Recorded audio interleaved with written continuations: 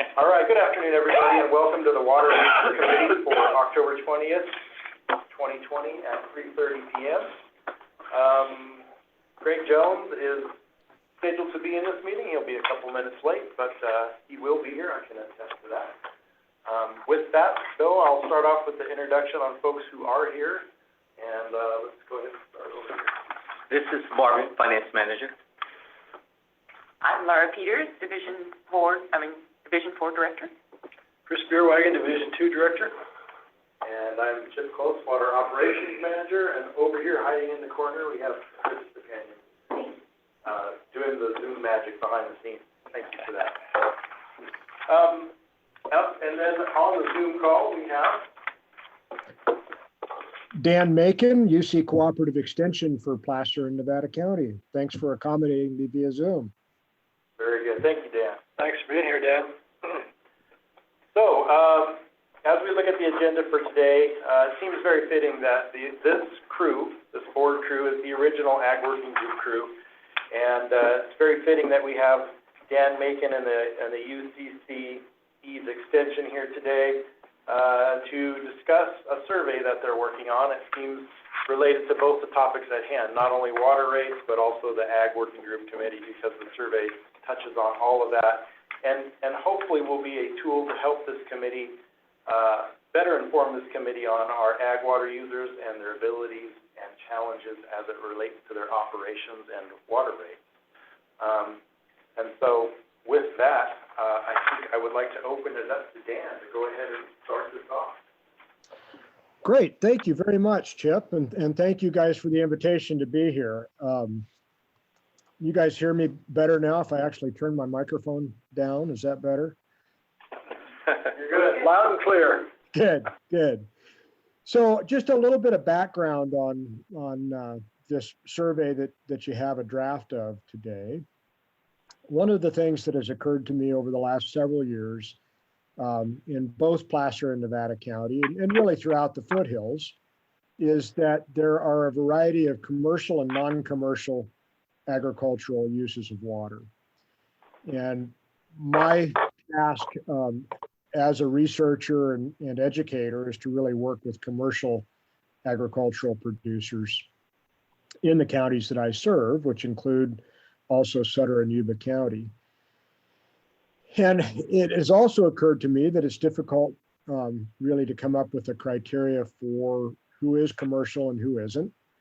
And also difficult to quantify kind of the elasticity of demand for water in terms of its pricing structure and the uses to which it's put in a commercial setting. And so this survey is really an idea to try to get at a lot of those questions for a variety of reasons. From kind of an academic standpoint, it would help me get a better understanding of how people are using water commercially, how many of those folks there are in the counties that we all serve. But then I think also to get some sense of the economics of water use. I think it's easy for those of us who are customers to say there's a line past which we can't afford to pay for water if we're trying to run a business. But when we try to put a quantification to that number, I think it becomes more difficult. And so what I envision doing with this survey is getting it out actually to the water customers of all of the water agencies that serve Nevada and Placer County, and being able to really analyze in a more thoughtful and quantitative manner kind of where that water's used, what crops it's used for, and some of those other factors that we've talked about in terms of agricultural water use, whether it's the non-crop values or some of the economics associated with water cost. So I would envision this being something that you all would be able to use in a variety of ways. I would hope that it's also something that county land use planners would be able to use in thinking about where commercial agriculture exists and kind of what some of the parameters are for it to continue. And then, you know, I think there's also some academic value to this, to really having a better understanding of the the agricultural economics of irrigated agriculture in the foothills. I think I'll stop there and answer questions or knock around some ideas if you've had a chance to take a look at it, and glad to answer questions. Hi, Dan. This is Laura. Thank you so much for participating in this and putting this together. It's going to be really helpful. Absolutely. I have a couple of thoughts on it. I read through it, and so I'm a little confused. So we're going to target every single raw water customer in all these districts, or only commercial ag customers? So the way that I envision that working, if you look at I'm going to pull this up on my screen, so I'm looking at it as we talk. But question number 2 is really a way to ascertain whether somebody's a commercial grower or not. My idea is that we would send this to all raw water customers rather than having them self-select for I'm a commercial producer or I'm not. We'd use that question number 2. If somebody is growing commercially, by law, they would have to check that first box. And I think that's a way for us to get some understanding of who is commercial. There may be some folks that are in the Williamson Act or that file a Schedule F that are unaware of that sub-watershed group program. And I think we'd want to include those as well. Did you say, excuse me, Dan, did you say not aware? Yes. Yep. So why would Williamson Act people not be aware? You would be amazed, Chris. There are folks that come to our classes that have no idea that they need to be a member of the sub-watershed group or get their own permit. And so I think we want to capture those folks perhaps if they are commercial ag by some other criteria, whether it's the IRS form. I get the part about people in general, but you mentioned Williamson Act specifically. I thought there was some correlation there. What was that point, Chris? I didn't catch that. I get the point about there's plenty, and that was my question for you right off the bat was, what's your feeling about how many folks in that category that are not participating in the sub-watershed groups? Because that's a great criteria as far as I'm concerned, and there's been questions about that who has to, that if you what was the question? Came up, if you irrigate land, you have to participate. If you sell a crop, you have to participate. If you sell a product from your irrigation. Irrigated lands, and the comment was, if you have runoff from your land, I said, no, it's if you irrigate land. Exactly. Right, okay. Exactly. So for commercial purposes, or what about if I have a family garden and I put water in my garden? Only if you are selling those products are you required to be a part of the irrigated lands program. Okay. Yep. Right, so I think that's a good criteria. I mean, this question we've bandied around what is commercial for months now, and getting to a position of what that is has been difficult, right? I don't think we're there yet. But what's going to qualify as commercial? So this one in particular puts a little more, makes it a little more weighty as far as they're truly commercial if they're doing this. And I think it helps to look at what other agencies or organizations define commercial to be. Certainly from a regulatory standpoint, that's one criteria that I think we ought to look at. And Laura, to get back to your question, I think the other point would be if somebody answers none of the above to question 2, when they're doing it online, it would just say, thank you for your time, and there'd be no further questions. And from my perspective, I don't know that we want to capture what crop somebody's growing in their family garden or how much lawn somebody's irrigating. I think this is really focused on commercial ag. Right. So I have a couple of comments on that. On question 2 about this sub-watershed group, I would spell out PNSSNS because you never define it, but you use it. Western Nevada, South, Southern, yeah. So. And there's actually a reason that I didn't do that, and I'm open to suggestions. If you are a member, you know what PNSSNS is. if you don't know what it is, you're likely not a commercial grower. Okay, so every commercial grower is made abundantly aware of this group. Okay, well, that's good. Many And of so them, then, some have gotten sorry. cease and desist orders for not joining. So most commercial folks are aware that it's something they need to do. They need to do it. Okay, well, that's good then. And so back to whether you're commercial or not, where you would say just after question 2, if they do none of the above, just say thank you very much, you're done. Yep. I think there could be some benefit to, since this is a wonderful data mining opportunity, put some of the like question 4 and question,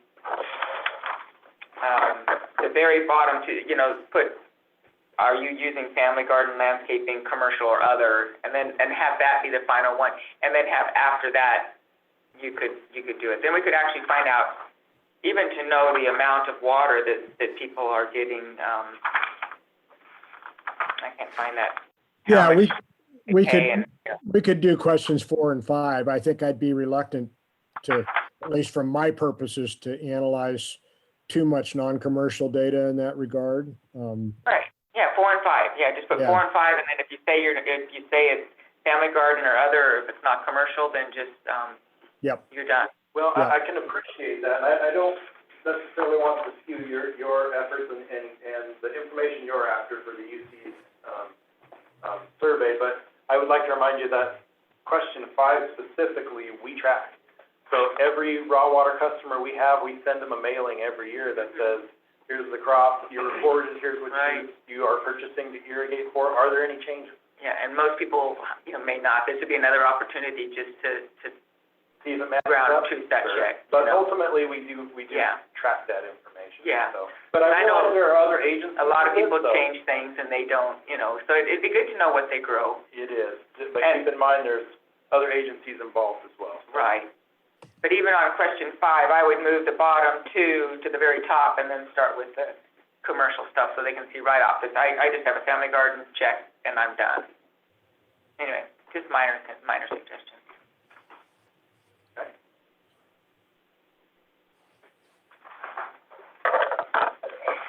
Chris, do you have any questions, concerns, or comments? Well, I just wanted to go back 1 second, back to the question 2. Do you have a seat of the pants take how many folks we might or might not be in the sub-watershed group? That are commercial growers? Yes. It's a hard one for me to quantify. I know that there have been folks that have received letters from the regional board. And what the regional board has been doing recently is going through the pesticide registration lists from the counties, and anybody that shows up as a registered pesticide user who's not a member of the watershed coalition gets a letter. I think it's probably, if I had to guess, Chris, I'd say it's probably 10 to 15%. Okay, that's a good enough. And then my other question was, how do we propose to who's going to create the mailing list or the target list? How do we propose to go about that? So my thought, and we've talked about this a little bit with Chip and with Greg, and actually talked with South Sutter about doing this today as well, would be the initial outreach would be to your customer list through a normal communication. So whether it's a beginning a season bill or something of that nature, have this paper survey and have a link that people could take it online, including a return envelope that would come to our office, and send it to everybody who's on your raw water customer list. I would expect we'd get if we got a 40% return rate, I'd be absolutely thrilled. Yeah, that was my other question. Yeah. And I think it would take some follow-up. I think I'd want to do something for for your newsletter, for your website, certainly through my own outreach efforts with my newsletter and blog posts, just to encourage people to complete the survey.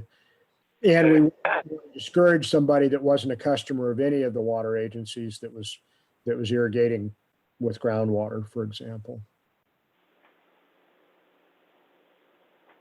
Okay. Well, I think it looks good. I'm excited about the partnering. I guess that's what you call what we're doing. Yeah. Yeah. Do this at a mutually beneficial thing. I think it's a great idea. It's another tool in the bag. And I think it's a longer term help for all of us to really get a handle on kind of the economics of what irrigation does in the foothills. It's different than it is in the valley. And I think it'd be helpful to have some quantifiable data about that. Absolutely. I have another question. Are the envelopes going to be postage free or whatever you call it? Or how are you paying for this? I mean, are we participating in the cost of That this? was my other question. Chris told me he was writing a check today. I was under the impression. I think those are the details we have yet to work out. Okay. Okay. Yeah. But we're certainly helping out with the list of customers and whatnot. We haven't vetted out all the mailing details just yet. And do we Obviously, if it was one of our mailings, it would potentially increase the postage cost because of the additional weight of the survey. Yeah. Right. But it's minor, but. And on that subject, have we considered electronic? And I added fully into that. Okay. Yes. And at least the initial thought there, Chris, was that having done some of these surveys like on drought impacts in the past, we provide a paper copy of the survey so that people can collect their numbers. And then from there, they can either go through it online or they can fill it out and send it back to us. This is probably a shock to everybody in the room, but there are some farmers and ranchers who still use a flip phone and have heard the term email, but don't know how to use it. And so we want to accommodate everybody. And what are you thinking time frame for this? Because that's in our mind here, looking at the schedule next spring and summer. My intent would be to have it ready to go at a time when you'd normally be sending something to your raw water customers. I'm trying to think back when we normally hear from you at home. I think it's January. It's January, February, Yeah. Okay. Late January. I have a process to go through with the university to get, anytime we do research with what they call human subjects, we go through a process to make sure that we're protecting people's confidentiality and all of that sort of thing. And that takes a couple of weeks. Once we're good on the questions, that'll take me a couple of weeks to get through that process. Okay.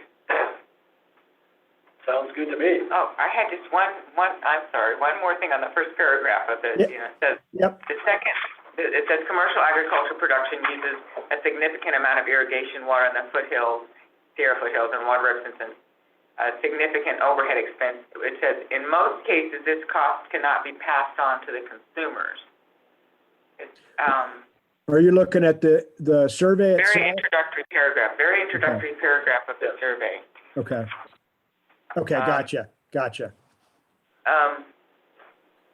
Is that true? Is that necessary? That was my question. Okay, that's. I don't know that you would be in business if you couldn't, How do we quantify that one? I have the same question. So that's kind of standard agricultural economic theory. So I don't put a water charge on the price of my lamb, for example. I take what the market will pay me. I am a price taker. Even if I'm selling meat to somebody, I take what the market will bear. If water prices go up, I don't put a surcharge on my lambs when I sell them in the spring. Just as Chris wouldn't put a surcharge on peaches or things like that based on water. And so it's kind of standard agricultural economics theory that we aren't able to pass our production costs on to the user. So you get into weeds about ag economics and the wholesale marketplace versus the roadside stand stuff where we do that because it does cost us more. And so, yeah. To a certain extent, Chris, but I think there's a limit. I mean, I using my lamb as an example, somebody's not going to pay $100 for a leg of lamb at the farmer's market. There's a line at which I can't continue to pass costs along. And so I think that's the point there, that it's the way that most producers adjust to changes in water costs is not by raising their prices, but by adjusting what they're growing to a higher value crop. And that filters out in questions further down in the survey. Right. But the water industry as a whole, if the entire water industry, the costs are going up exponentially, the market's going to bear that out eventually anyway as well, right? Yeah, to some extent, either people will convert to much higher value crops. I mean, we've seen that in San Diego, right? Where now there's things like avocados growing that weren't growing there 40 or 50 years ago, maybe. Or we've seen rangeland or pasture turn into grapes or almonds because of those economic pressures. I think part of what we want to get an idea of in this survey is what kinds of options are available to foothill growers. Our climate and our terrain are such that we may have more limited options than somebody in the valley whose water rates go up, for example. Probably not going to be almonds growing in Nevada City, for example. Right. All right. Good stuff. Okay. Well, thank you for that, Dan. Thank you. Certainly appreciate it. Look forward to working with you in the future on this, and we'll collaborate and get this thing out there. That sounds great. I'm talking with South Sutter end of the week, and we'll be talking with PCWA as well. And I think this will be a really valuable project. Thank you guys for kicking it off. All right. Perfect. Thank you. So with that, we'd like to open it up to any public comment. With *9 to raise your hand. And after the dramatic pause, we have none, so. All right, so I think we got it covered, Dan. All right. Great. Thank you all very much. Have a good rest Thank of you, your Dad. Thank you very much. Take care. All right, so with that, we'll close item 1 and move to item 2, the 2020 rate schedule. We'll review and discuss the district's current rate schedule. If you guys will bear with me for about 30 seconds, I'm going to run down the hall and grab Aurora because. I can do that. Okay, great. She is the one who helps us update our schedule every year, and she is a wealth of knowledge. She'll be able to fill in any of the details as we go through this. Terrific. And there's a lot of pages, so it's going to take time, but that's what we're here for. That's right. We're here to answer questions, Yeah. however and whenever we can, so. Yeah. She's been on when she's on way. Yeah, awesome, thank you. Okay, so my plan of attack was to just start walking through this, and it starts really on page 3 at the top right corner. As you go down at the top right, you'll see Schedule 4A. That's how we label all these. If you go through our rules and regulations, you see we reference the schedules as Schedule 4A, Schedule 5B. So that's kind of like the page number throughout the document on the top right there. So the first one we come across is treated water system, standby charges, and connection fees. As you walk down the page, the very first thing you see is standby charge at $6 per month for each parcel. This is basically a relic fee, and it is a fee that is charged to every parcel where a treated water main fronts their property. And the fee is there for the benefits of having a treated water in front of their parcel. Welcome, Aurora. Thank you. So does it have to have a box? No box, no meter, no anything. But there's a lateral? Just because the treated water main goes in front of their property, They receive the benefits of hydrants and fire protection and increased property value because the pipes in front of their property. So this fee has been in place basically for a long, long time. And it's always been $6? Yes, because, it has been challenged legally, and basically, the result of the legal challenge was if your fee predated Prop 218, it can remain in place, but it can't be changed. That's what this category is. Oh, otherwise you can't have the fee? You can't change it and you can't add a new. Oh, so if anyone else that has if a new water district was putting a transmission main in, they could not charge That's correct. any standby? That's correct. That's correct. If I may. Yes. The standby charge actually went to $6 in 1993. I Prior, can remember what happened. prior to that, it was, $3 from 1968 to 1990, $4 in 1991, $5 in 1992, and then went to $6 where it stayed. Okay. And Prop 218 passed after that That's correct. and said, can't do that anymore. Basically, the legal challenge came out and said, if you had it, you're great, leave it alone, but you So can't change it. even in the Prop 218 process, you can't. That's correct. Oh, okay. Well, So all those, learned something new today. yeah, all those steps that we put in, we got, so all those people we got to charge $6 too. That's correct.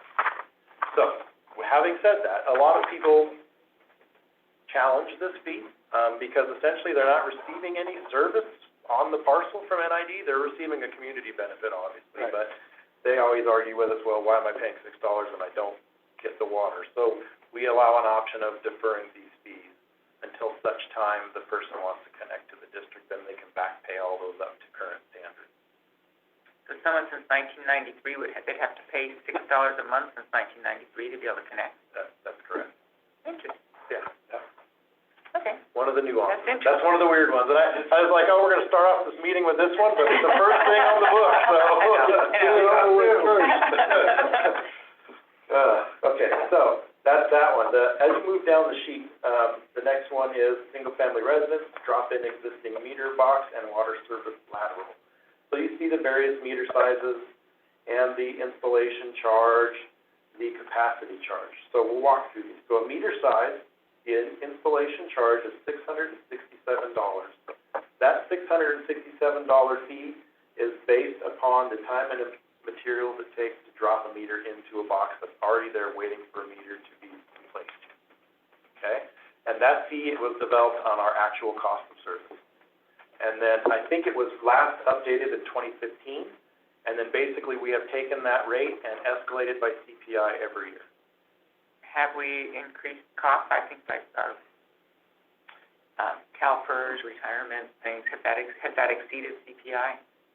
Maybe so, but that's not something, that would be the overhead cost, and I'll let Marvin speak to that. But as far as this goes, this is a simple study of, in 2015, this is what it cost to put this in, and now it's been escalated every year for CPI events.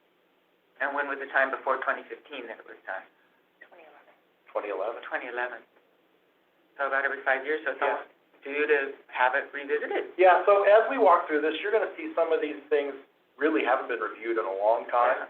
And really, I think it would be diligent for us to continue to do these along with the rate analysis. And maybe we do these in every 5-year blocks and do CPI in between. Yeah. That seems to make more sense, and then that way you don't lose track of some of these that have been in here forever and haven't been adjusted. Right. But that's what this committee's all So about. every 5 years, so this is the 5 years, so you would plan to maybe do that this year Yep, as part of this rate change? yep. Would you, for the benefit, I hope they're listening, those detractors that say, oh, $15,000 to get the capacity charge, would you explain that for the layperson such as me? The capacity charge is, the capacity was built into the system so you can hook onto it. Yes, essentially, that is the fee for the volume of water that, when you connect to NID, is reserved for you.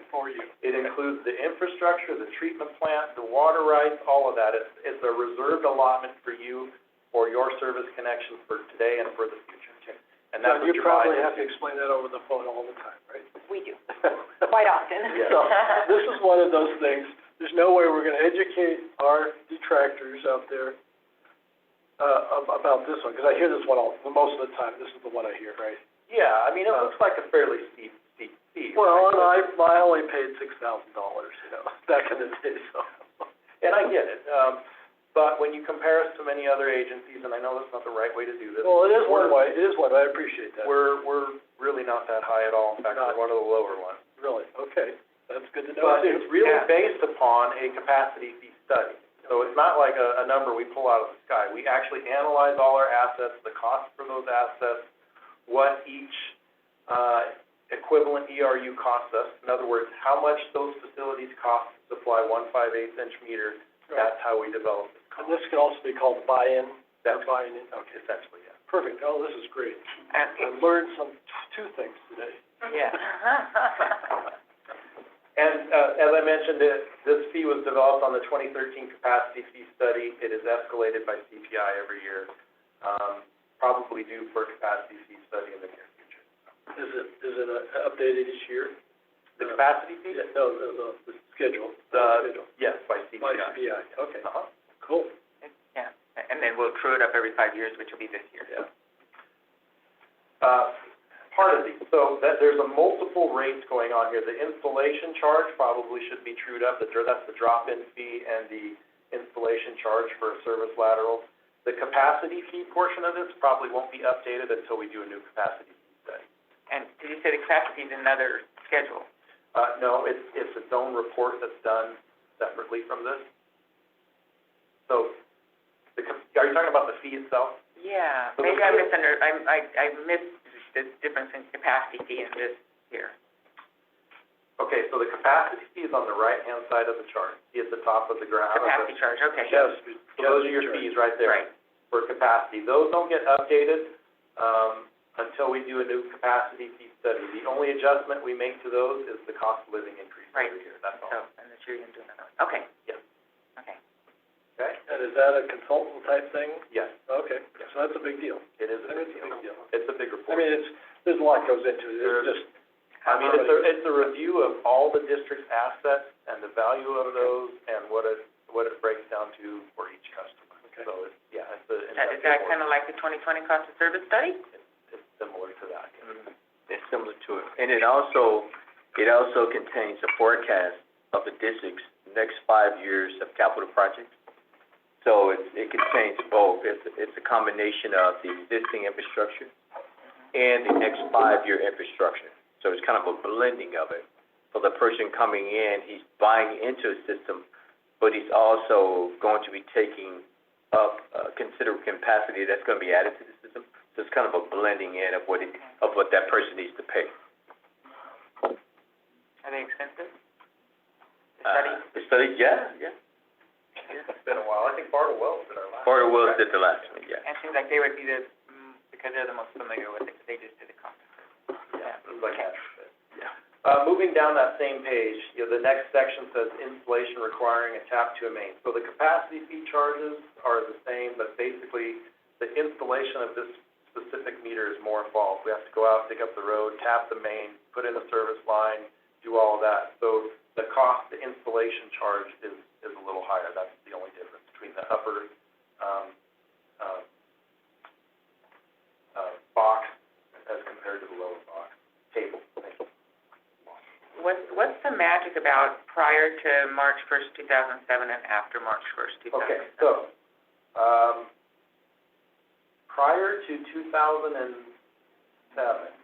when somebody annexed into the district, they paid the fee for annexation.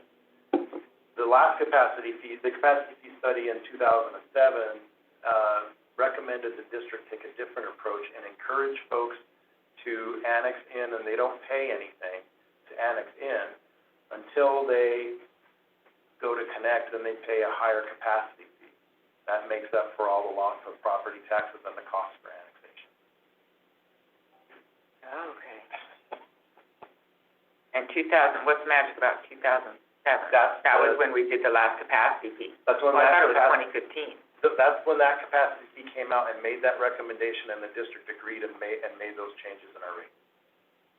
Oh, do we have a policy about that? Yes. Oh. Do you know the policy number by chance? Well, and I can get you the capacity fee report where it makes those recommendations. That's probably the Okay. best document to read. It walks you through it all. That's pretty good. I can get you a copy of that. Okay.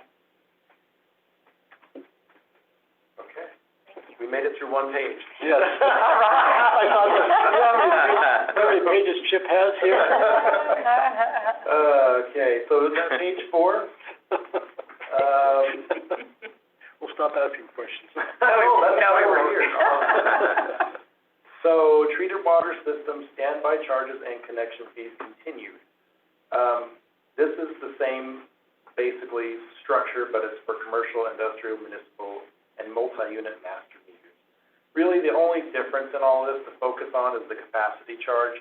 We just walked through that, what it is for a residential customer.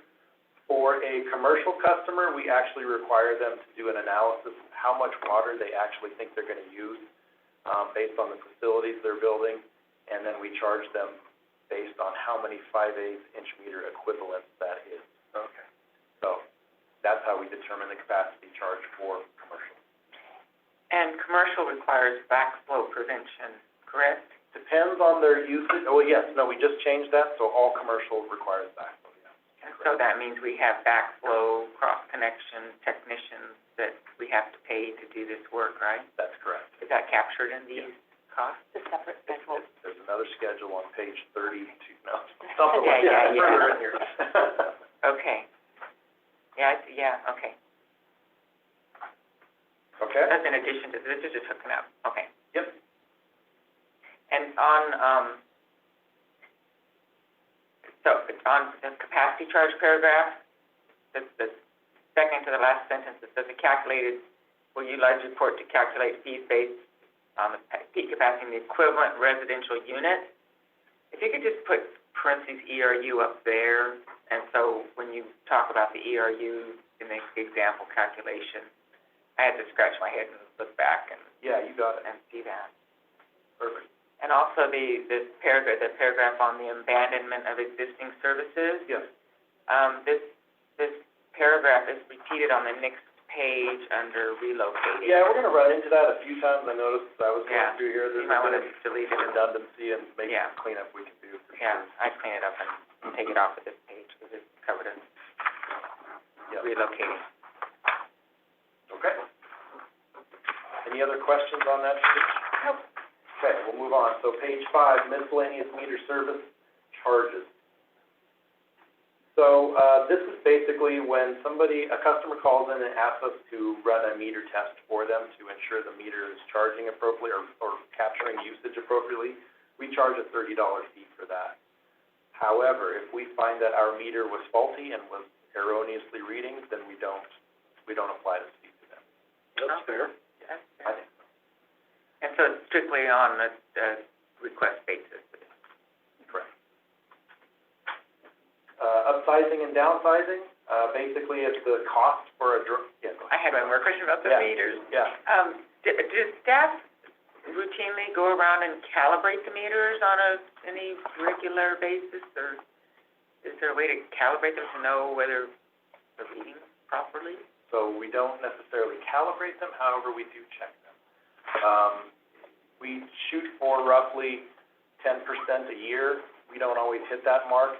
A few years back, we were only doing it based on, customers' requests, and that ended up being pretty close to 10% actually. But recently, we've tried to be a little bit more proactive and doing some random testing on our own. But I can tell you that's partly what spurred on the district moving towards the Badger meter replacement program, is the census meters were nearing their life expectancy and starting to show some of those errors, so it's time to replace them. Good, okay, thank you. Upsizing and downsizing, so the normal fees apply. That's the drop-in or the service line installation charge we talked about on the first page, along with the service fee charge that you see here, the $65. And this is section 4.07.01 of our regulations. Yeah, yeah. So that's what that one's about. The relocating, you caught earlier, it was kind of double described here. There's another description of this on the previous page, but, and I don't know, the 394.20 Aurora, do we escalate that by CPI? We do. Okay. So that gets escalated by CPI every year. Okay, page 6, non-commercial and commercial inside district. So these are basically your treated water rates, okay? And these are developed based on a cost of service study and then adopted by the board in 5-year blocks like we normally do. Not always 5-year blocks, but usually 5-year blocks. That's the process we just went through, and we're gonna go through again next year. So pretty self-explanatory there. The one part I wanted to focus on this page is at the very bottom, state and county mandated fees. This fee, we used to charge many years ago. It went away for a while. It came back in the last budget, I think appropriately so. However, the way we update it has changed. Basically, we've now been charging $1.90 for the last 2 years. In the past, when we used to do this, we used to do it annually based on what the actual state mandated fees were every year. Is it an annual fee or a monthly? So it's part of their monthly bill. Monthly bill, yeah. But we based that fee on our annual budget. And I think it would be appropriate in the future to adjust this fee every year based on our annual cost. Yeah, And it's defendable by Prop 218 because it's actually what we're paying. So, right. Yeah. That's a good idea. so we'll So work you on that. base it on the previous year's annual cost, you charge them this year and then next year. Exactly. Oh, that's an excellent idea. And it was a percentage, of the customer's bill, Yeah. rather than a flat amount. Oh, okay. So But we're proposing to keep it a flat amount, but just have it be tied more directly to the actual. at this point, I mean, it's something we can continue to discuss in this committee, but I think it is appropriate as something that can be adjusted annually to be more true to what the costs are. I think by the end of a 5-year window, that fee is gonna change pretty substantially based on the way the regulatory fees change. Yeah. Sometimes rapidly, sometimes not, but it's better to be as accurate as we can. Mhm. Okay. Oh, I have a question. Yeah. Have we checked this, I did this carte blanche across the whole thing, but do we routinely check what Placer charges, with other agencies that are similar to us, what their rates are? Yes. It depends on the report and the fees. So, for instance, the cost of service study, that's how we developed our rates essentially. Part of that cost of service study, I think we looked at neighboring agencies. I think it may have been labeled in that report in the appendices. It doesn't inform how we set the rates, it just gives you kind of a roundabout, okay, you're pretty close. Mhm. But, there's other fees in here where absolutely, we looked at another agency and went, oh, all right, it's a $25 return check fee, that's what everybody does. Everybody does. Right. But you said the insulation was lower when we were talking earlier? Capacity fee Capacity is lower. Okay. Yeah. Yes, Mhm. Yeah, installation fee it's just cost, yeah, just what our cost. okay. Some of these we check, some we don't, just depends on the particular topic. Mhm. Okay, page 7. So this is basically identical to the last page you saw, with the exception of that these are outside district customers, so take all those rates and increase them by 25%, that's what you got. That page.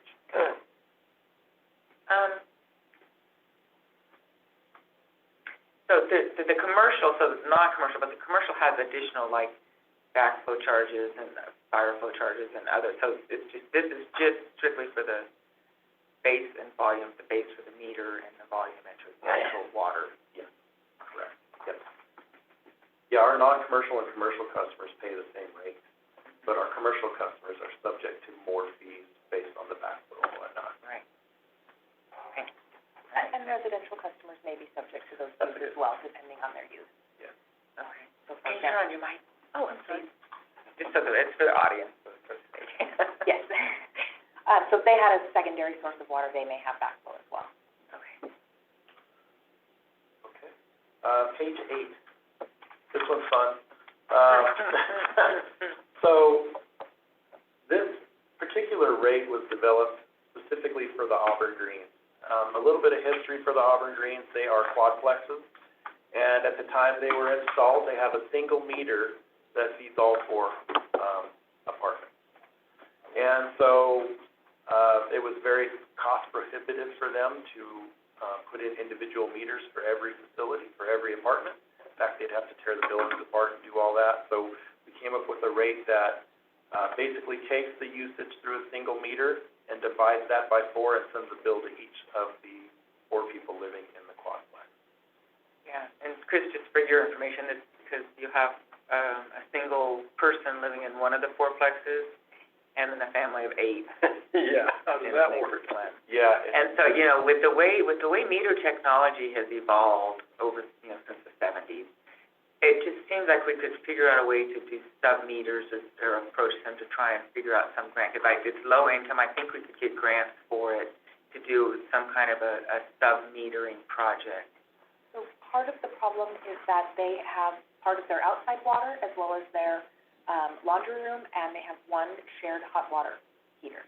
So they would have to replumb all of that, or the homeowners association would have to take responsibility for essentially a fifth bill. Yeah. And how It's all many coming back to meters you are we now. talking about? How many units? Oh, gosh. There Is it big? are, Few hundred, Oh, really? yeah, Yeah. I think 200 it's times 400. And where is that on 49?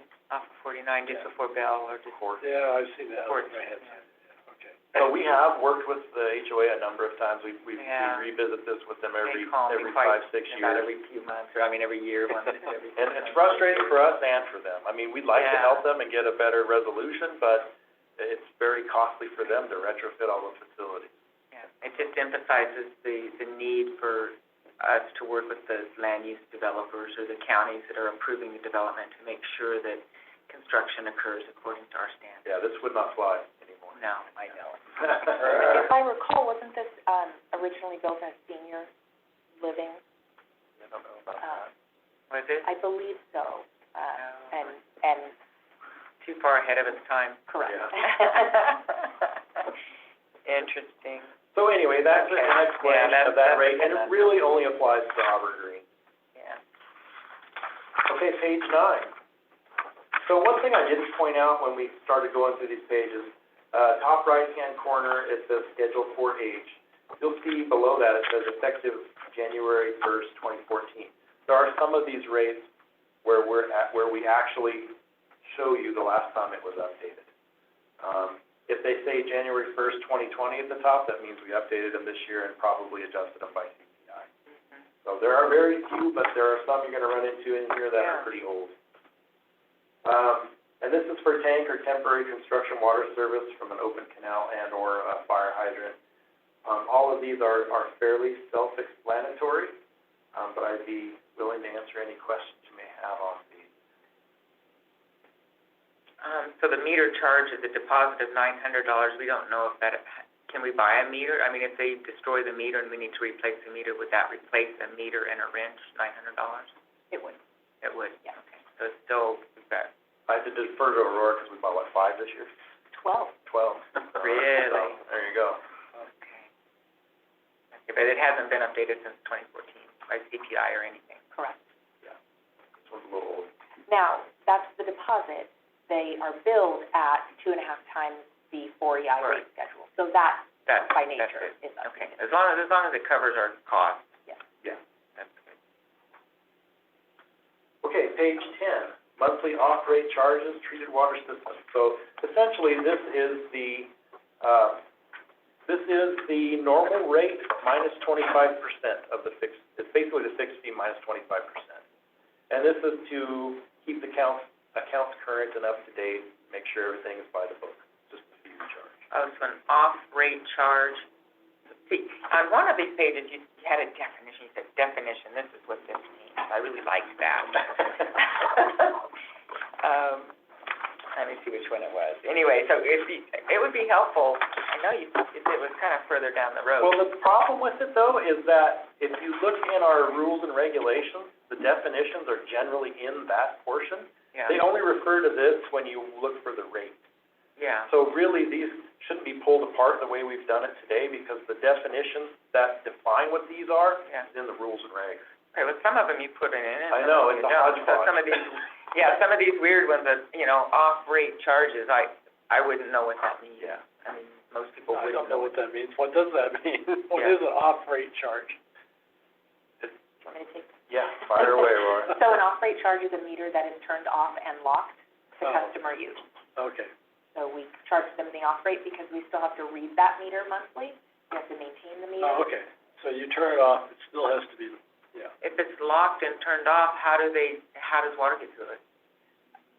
Sometimes they cut the lock. Sometimes Oh.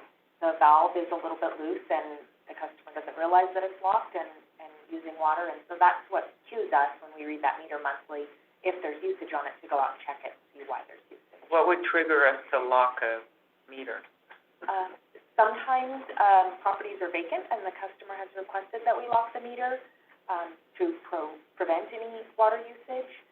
Sometimes it's been turned off for non-payment and they stay off. We do have meters at, properties that are, undeveloped, and in those cases, they're often locked. They're off, okay. Like a standby charge. Sort of.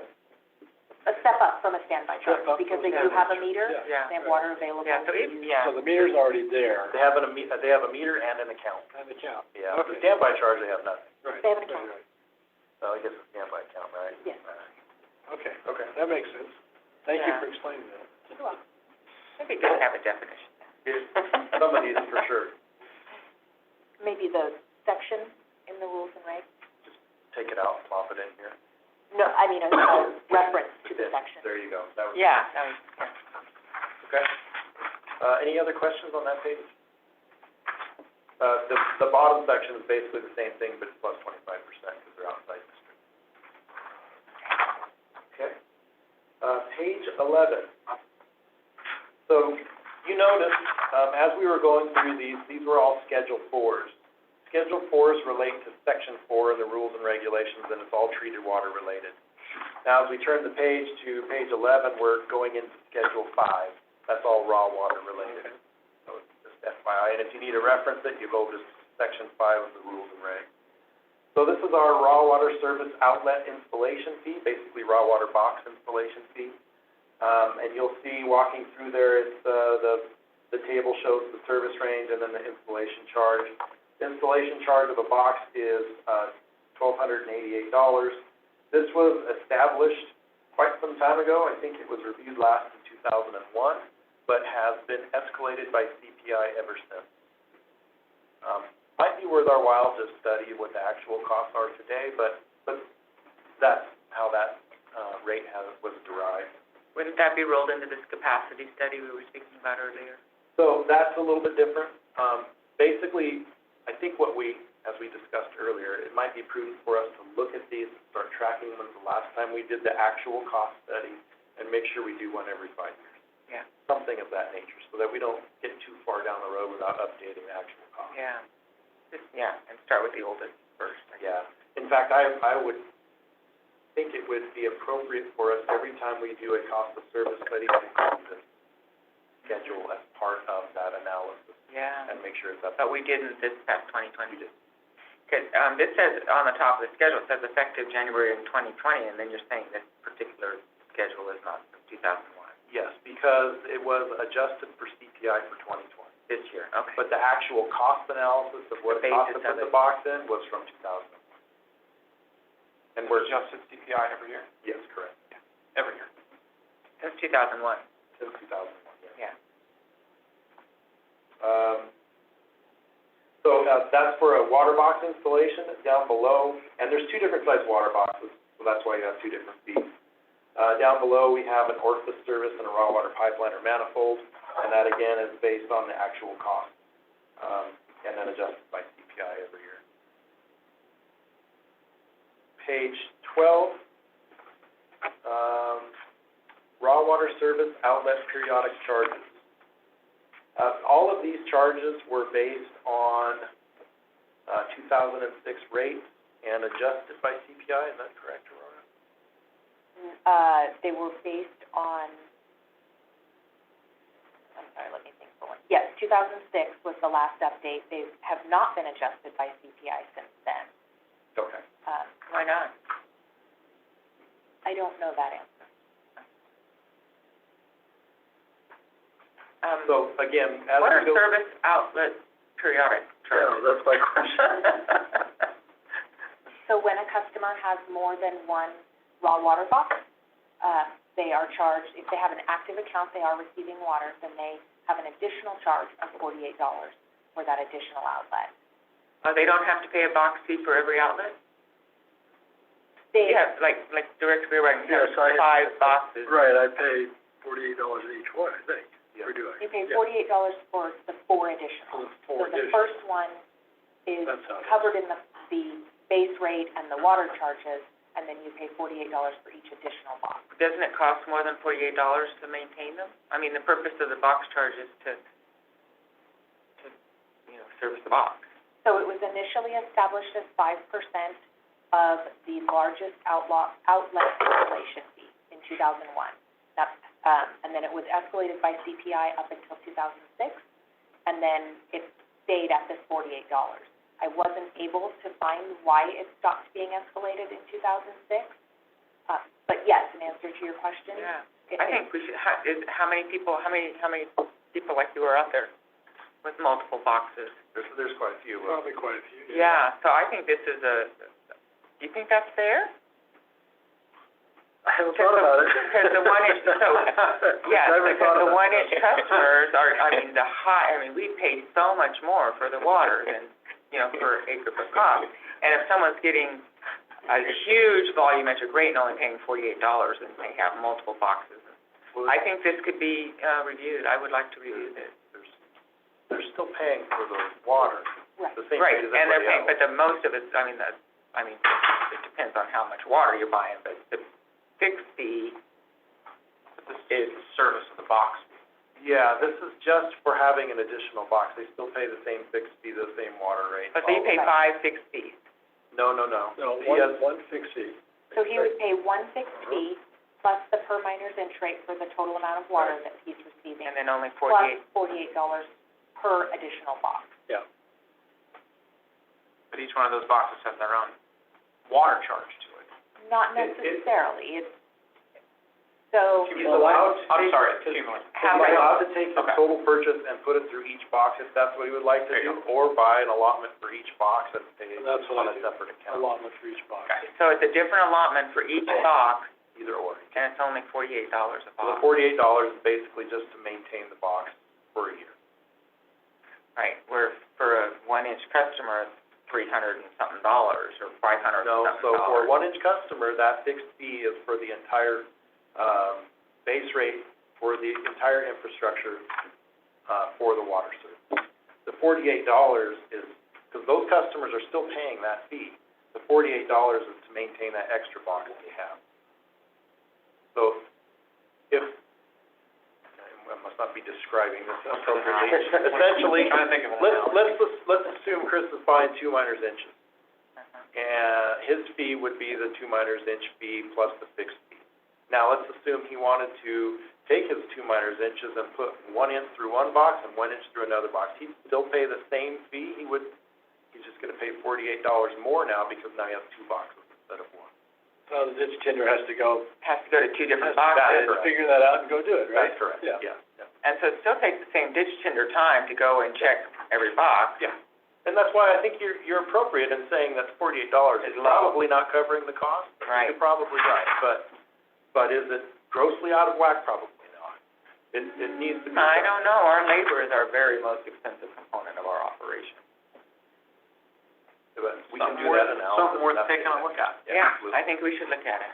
I'd like to just look at it, Yeah. especially Yeah. since it hasn't been looked at since 2006.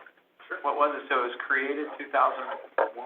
It was created in 2000, based in 2006, and has not been adjusted by CPI. Since 2006. correct. But In created, 2001, Once no 2001, syndicate. created, Correct. upped CPI until 2006, hit $48, and it just Stayed there. Stay there. fair enough. And that's one of the goals as we work through this book of schedules here is we would like to capture, as we update this, we would like to capture essentially the roadmap moving forward. So a footnote saying from here on out, this will be escalated by CPI until another analysis. Yeah, Something like that to help us as Right. staff to make sure this is appropriate. right, because we should know how much time, on average, how much time a ditch tender spends at each, at each box. Sure. I would think it's more than $48. So would this have been addressed in the cost of service study though? Or no? No, Not individually, not Oh, to that level of scrutiny. Okay, Yeah. okay. no. Yeah, that detail. The additional outlet charge is more of a box maintenance Yes. replacement, similar to our monthly backflow fee. It's intended to cover the cost of testing and eventual replacement, and I believe that that's the intent of this fee, of an eventual replacement of this box. So, What about servicing it? So servicing it and changing the orifices and doing all of that is part of the service call fee. And we haven't gotten to that yet, but that's $65. Oh, wait a minute, every time, so this box, when the ditch tender goes along, doesn't he, you know? So they do it as part of the normal startup and shutdown of the system. That's part of what we do. We don't charge a fee for that. However, if there's a special adjustment halfway through the year, they add another inch or something like that, we generally charge a service call fee. Right, but they have to spend their time in the canal and make sure they can deliver the water to each of these and checking them all and, Right. yeah. So let's look at this. If Yeah, it hasn't you got been looked at since 2001 and Yeah. it's stopped in 2006. Where are you reading the 2001? I'm not seeing that. That's what he said. Not in Right. there. Those aren't listed in here. Because it says 2010 up here. Yeah, that's my whole point, is Okay. that in order for staff to update this, we have to dig through mounds of minutes and meeting notes to try to find the history on all this, Right. which is why moving forward, we just need it footnoted in this document. We don't have to search anymore, it's right here at the bottom of the page. Yeah. This is how you update it. I would make a, observation that any cost that is part of the normal operations of the department is covered in the cost of service study. If there's additional cost that's requiring that employee to go out beyond his normal process, that's an additional cost. Otherwise, you're double charging. So in other words, he has a normal process where he does his things, he does his, So it should be that's captured in the cost of service, it's in there. But if there's an additional cost that's gonna require a new box put in, or something that is new, or breaking a line, this is additional cost that's not contemplated in the budget. Therefore, you would be justified charging an additional charge. Otherwise, you double charging. That's a standby fee, right. Standby, that's a will serve. So what we that's- could do is that we know how much it costs to maintain everything in the canal, and then divide it by the number of the boxes on that canal, and you'd know how much each box. I think it's more appropriate to take the cost of a box and maybe the install of it and divide that by the life expectancy of the box, and you now have an annual rate for a box replacement. But this isn't a box replacement, this is a bill that gets every month when once a year, you say, okay, I'm gonna pay this much fixed fee and $48. but to cover the eventual replacement.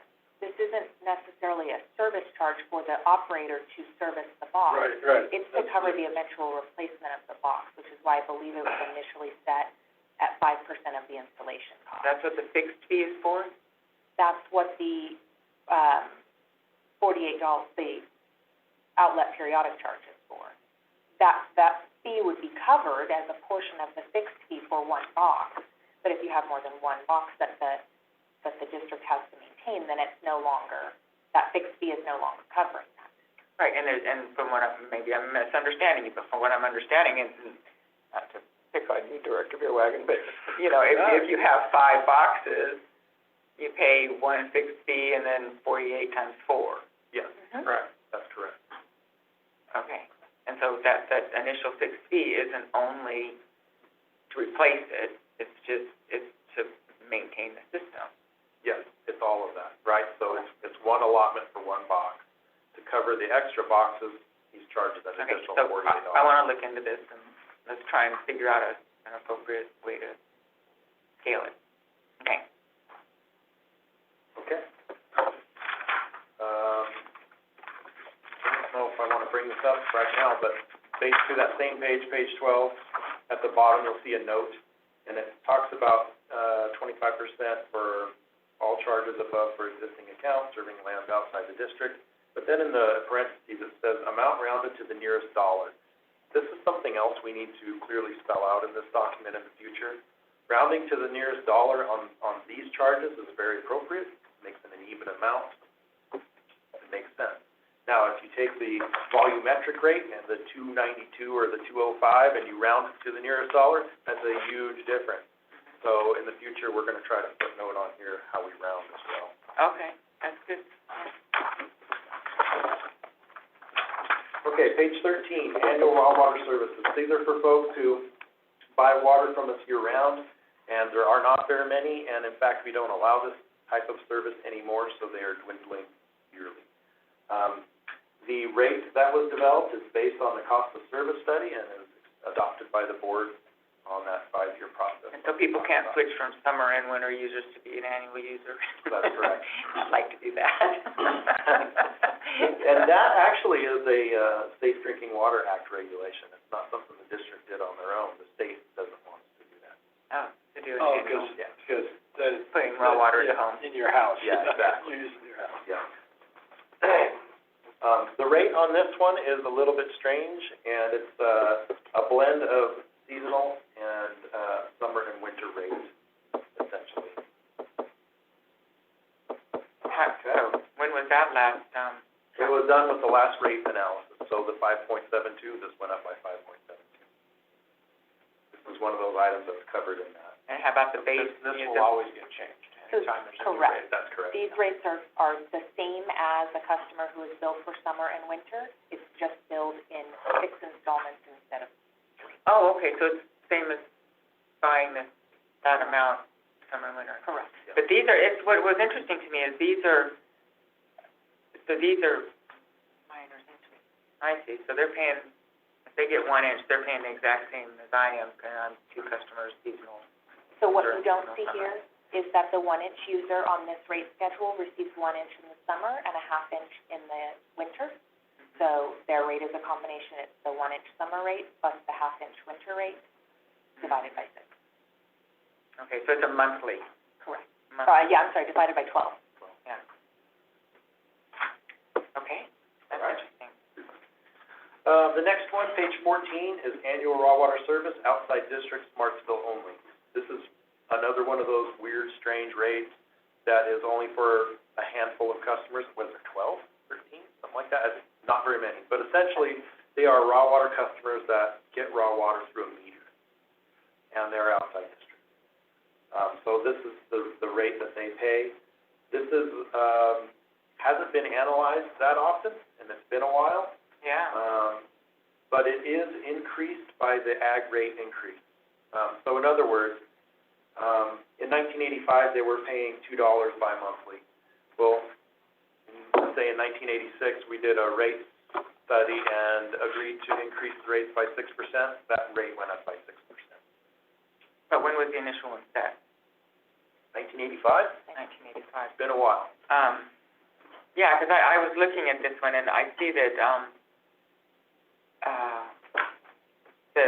so a 3/4 inch meter, you can get just roughly, 11 gallons a minute out of a 3/4 inch meter. You can get about 18 gallons a minute. This is just from a calculator, irrigation calculator of average flows. So 11, and then like 1 inch is 18 gallons a minute. And if we go to switch it to miner's inch, Yes. we should look and see, check it. I didn't have time to do all the math because I was pressed for time, but, I think these are low. And they're one of our furthest out customers, and Yes. so this is another one I think we need to take a deeper dive into. I agree.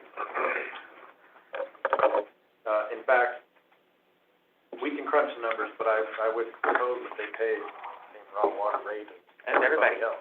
Yeah, because they're the furthest out. I mean, we're subsidized. Why are we subsidized? Well, plus 25% because they're outside. Yeah, they're 20. Well, no. Right. Okay. Page 15. This is the inside district seasonal irrigation rate. This is the rate that everyone pays in the summertime for their ag water, and this is developed by our cost of service study and the adopted rates by the board every block, every 5 years essentially, or 3 as it may be. So you should all be familiar with that one. Any questions on that? Page 16 is the same thing, but plus 25% for outside district customers. And sometimes you put a whole nother schedule for outside district, and sometimes you just say add 25% for outside district. And you know what I think? I think that's the result of, way back in the day, when we didn't have uniform rates, we had a rate for every single miner's inch purchase, and it was this gigantic table.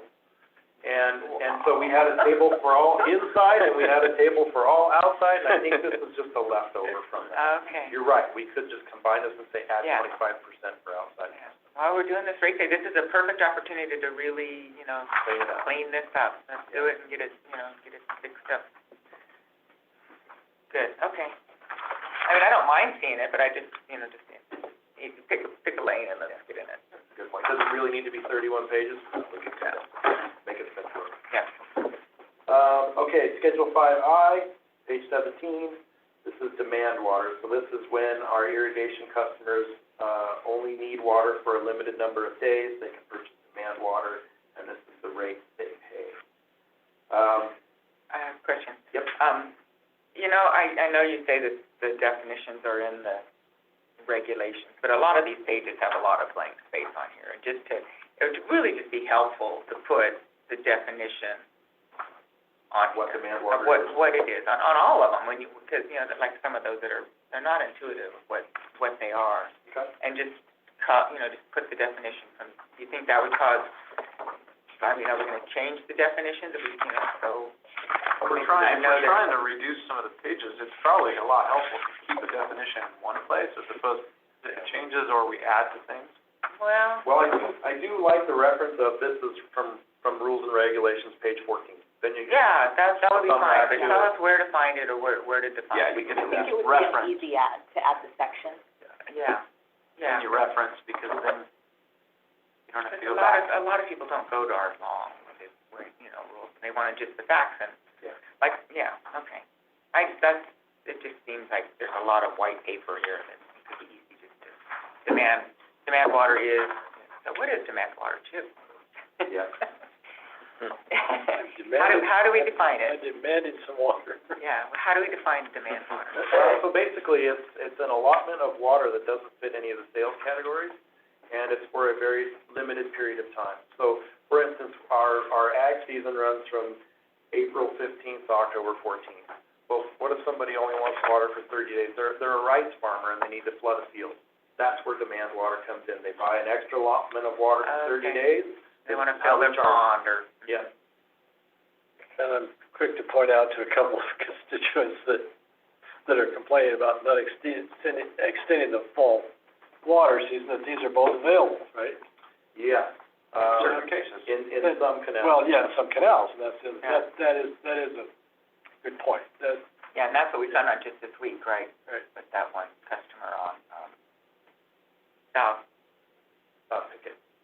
Pickett, Pickett yeah. South. Pickett South.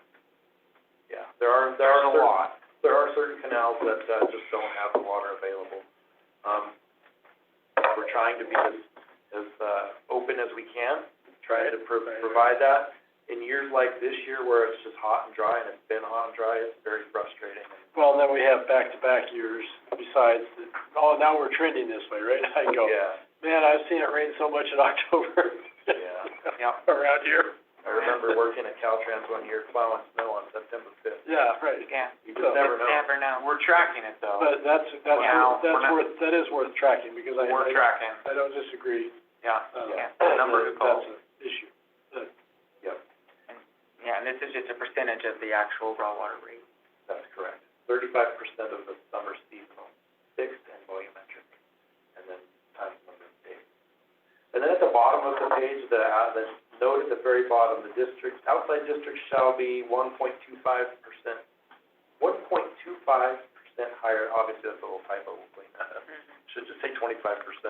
And it should be uniform throughout this document and say that, but Yeah. the next few pages, you're gonna see that typo. Okay. And so, what is drought, we don't have a drought stage 1? Drought stage 1 is voluntary. Volunteer, yeah. We do have one, but it's basically voluntary, so we don't increase rates. Right, okay. That's good. Okay, fall stock water, we kind of just talked about this, but these are the rates. And, So this is what someone would buy if they've been buying summer water and they want more till November 15th or November. till December 1st. And they're not buying, winter water, and they have a canal that can feed them. Correct. Right. Yeah, this is the service I would really encourage those folks Yep. on those canals where it's available to do this. Yeah, You really don't want to buy winter water if you don't need it come January and it's raining, and we don't want to have extra water in the canal. Right. And then these rates are adjusted by, They would be adjusted annually equivalent, they're based on the, seasonal minor the distance regular rate. rate. So there they are, so they're fractions of them or percentages. Right. Okay. Yeah, because it's on the rate, it says $2.03 per miner's inch day. And then it says, parentheses, 10 minor inch seasonal rate divided by 1830. What is all that? What's that 1830? Minor inch days. Right, so, at one point, 10 miner's inch was the lowest per miner's inch rate. And so at that point, this rate was based on the lowest per miner's inch rate. Now they're all the same. So we take the per miner's inch, the volumetric fee, and divide that by 1830 to get, the per miner's inch per day rate. 183 So days. 1830 is a conversion factor of like hours times minutes times. 10 miner's inches and 183 days in the irrigation season. So it would be 1 miner's inch times 183. 1 miner's inch would be the seasonal rate for 1 miner's inch times 1830. Divided by 1830. So at the time, they took the 10 miner's inch rate and divided that by 1830. Now you can really take. So just a per day rate. Correct. There we go. Yep, yeah. In the future, can we take the miner's inch rate and just do a per day rate based on that? Yeah. Would it change Yes. drastically? Now that they're flat, it doesn't, you don't Yeah, have to we do should that clarify calculation that. anymore, right? That's essentially what we're doing. Yeah. So we can just take that notation out. Right, okay. Yeah. Simplification. Yeah, I like that. Okay, page 19, Schedule 5K, raw intermittent flow irrigation water.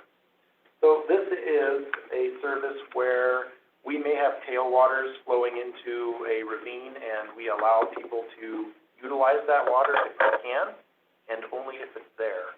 It's not a guaranteed supply, therefore the rate's much cheaper. Are these the only pump accounts then? Essentially, yes. It'd be rare to not be a pump account, but yes. Are there pump accounts that pay anything different than this, or do all pump accounts pay this? This would be the pump account rate. There No, are pump separate? accounts that Okay, pay sorry. off of the, regular irrigation water schedule. So they do. These are, I'm sorry to interrupt. Intermittent flow is where we cannot guarantee a volume of water. So they may have water 5 days out of the season, or they may have water all season long. It's not a guaranteed, or measured amount of water. So they would have a box, or they would have, these are on random. That's why I said they're Strictly on pumped. random. They're usually pumping water out of the natural ravine, is what it amounts to. And the natural ravine is usually supplied water by one of our canals that's up above, that the excess is going into that ravine. They're allowed to pump some of it, only if it's available. Right. And we're very cautious now on where we allow these to occur, because we're finding that natural creeks and waterways are struggling with the dry seasons we have now, so People are stuck on it's, dry. it's It's easy to violate this. yeah. Can't really police it, huh? Well, you can't, you could if you had good Yeah, water measures drone. on your canal. We could drone. Had a drone flying around on the. Yeah. Dry up the canal for a week and see what else dries See what up. happens. Yeah. Okay, so that's what that rate is, and no fixed fee, and then, but it does escalate by CPI every year. On this rate per acre foot season, rate 2807, what does that mean? That's a fixed fee? That's how they are charged. So we have a minimum sale for intermittent flow of 6.7 acre feet. So that minimum sale that you see on the left is 6.7 multiplied by 2807. Where's 6.7? It's actually not on this schedule. Well, it's because It's the That's- calculation. That's just one of those numbers that we know. What's the basis they of that know and you number? don't. There it is. Yeah. What's the It's a basis call. of that? I wasn't able to find that. Right. 6.7, that's 6.7 acre feet is the minimum sale. So that's what that equates. So if you divided Well, okay, that's what you 224 by Wonder how many- 28, you'd get 6. So if you divided 18807 by 2807, you would get 6.7. You'd get 6. Oh, I see. Oh, minimum sale, right, okay. 6.7. Russ said that's what you pay. Well, so when was this set? Do you know when this was set? So it's adjusted every year because that rate per acre foot per season is the volumetric rate divided by 9.07, that acre feet per miner's inch per season. And that's how we get to that 2807. So it's naturally adjusted when the volumetric charge is adjusted. Okay. It's tracking with the normal rate increase. Yeah. Yeah. Okay. Okay. Let's see, moving on to Schedule 5L, page 20, energy pumping costs. So there are 2 canals where we actually pump all the raw water, and we charge those customers appropriately for those power costs. It's not a cost we share amongst all the customers. These folks actually have to pay for their own usage to pump that water to them.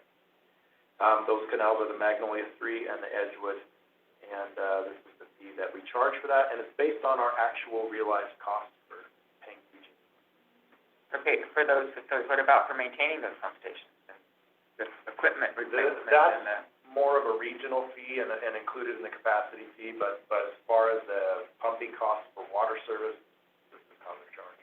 So you just take every year, you take the previous year's annual PG&E charges and divide it among the customers.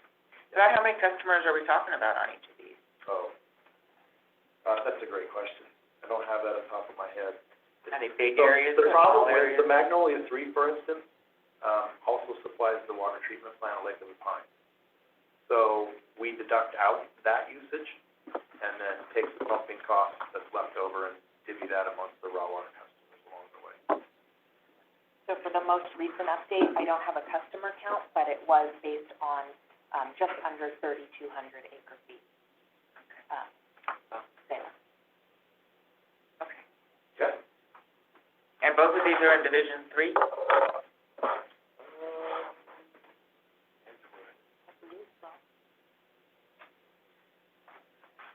Edgewood and Auburn. Edgewood. Auburn. Down in Auburn, below Live Oak. Yeah, Auburn?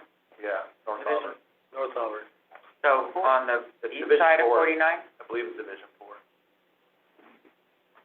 I'll verify that for you. Definitely the Magnolia 3 is in Division 3.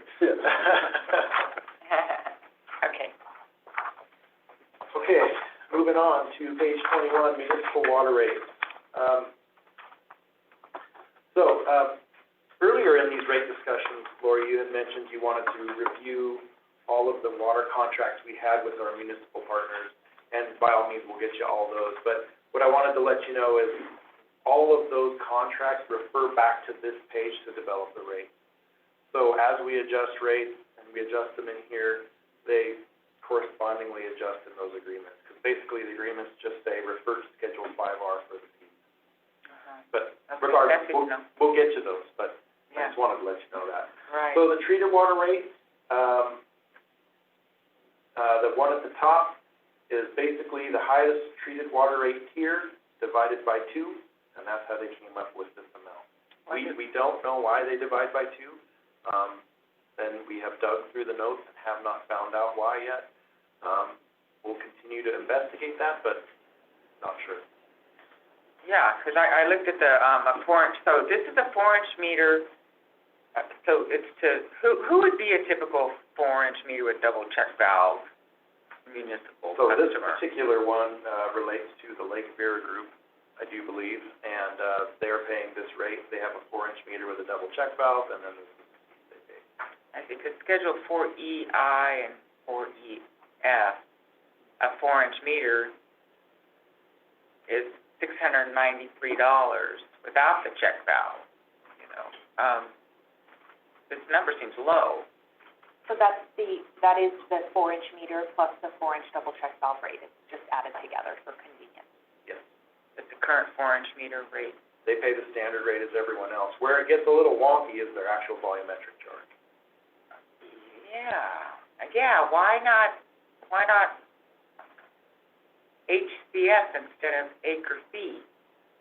And so for Lake Vera, they actually are billed in acre feet. It's just the way it's displayed in the rate schedule.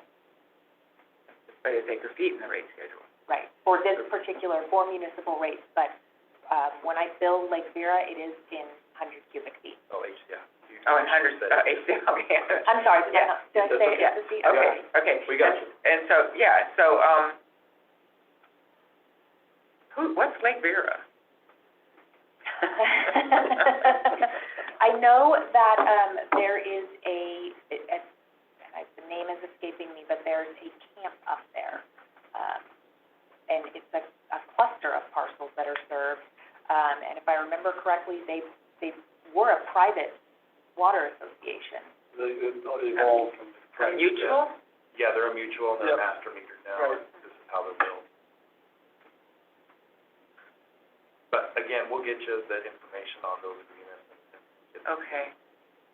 Yeah, 'cause that just seems, this is where we have an opportunity to true up our costs. I mean, I think these ones are, I don't disagree, however, I think we need to be careful on how and when we make those adjustments. For instance, the city of Grass Valley is one of these folks in this list. Yeah, I've got the, oh, thank you. I think I kicked it. And if you just take their rate and in 1 year double it, that might be very difficult for them to handle. So, yeah. I Well, we realize- can step it up, we can identify what it is and Yes. develop a graduated payment plan. the word of caution that we gotta be careful on how we adjust these. Yeah, And how. no, I agree, we're not gonna double people's rates overnight, I concur with that, but we should move in the direction to truing them up with Yeah. true cost. Yeah, Yeah. and or find the reason why it is what it is, but so far we haven't come across that. And we have it on our rate study, we are looking at these, because this is, water that we're sending out just like any other customer.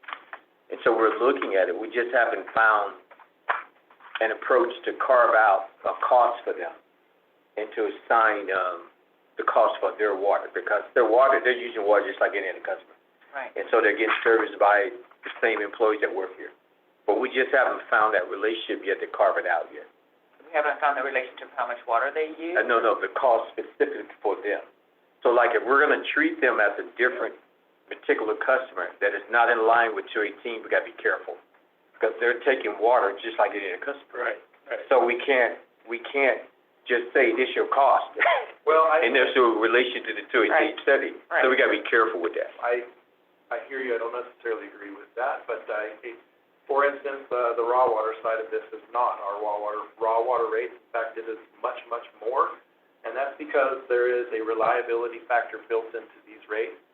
And we are telling those raw water customers, those municipal raw water customers, we're guaranteeing you raw water is gonna be there because you're using that to treat and send to your treated water customers as a public health and safety issue.